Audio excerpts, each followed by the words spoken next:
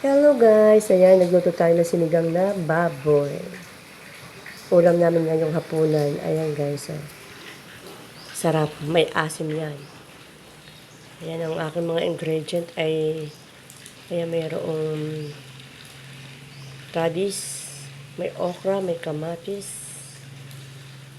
at saka may okra, ayan, may okra na nga, sili, at saka kangkong. Lagyan natin ng kangkong. Nilalagay na natin ang kangkong.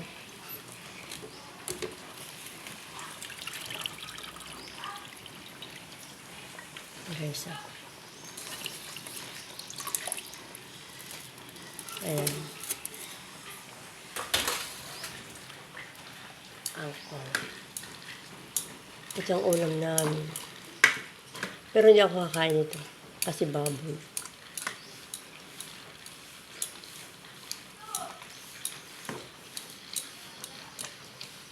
Napapasala ang akin. Ayan.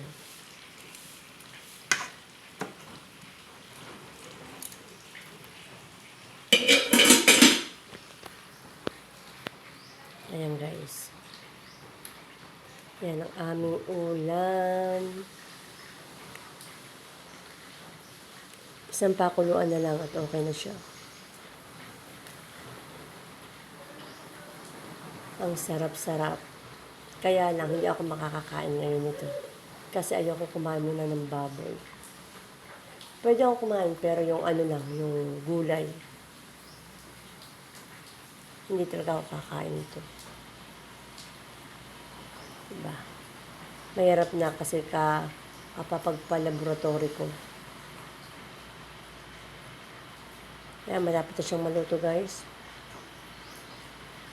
Kumukulo na siya.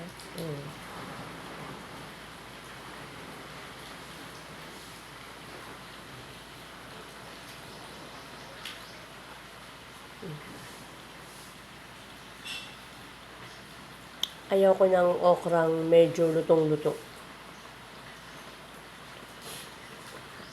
Andiyan na yung okra guys.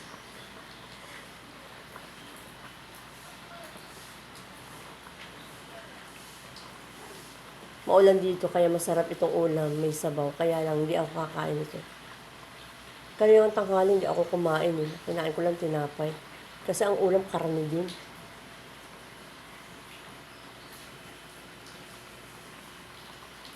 Ayan, okay na guys.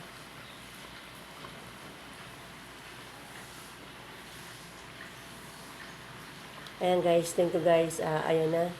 Thank you for watching guys and God bless you all. Bye-bye.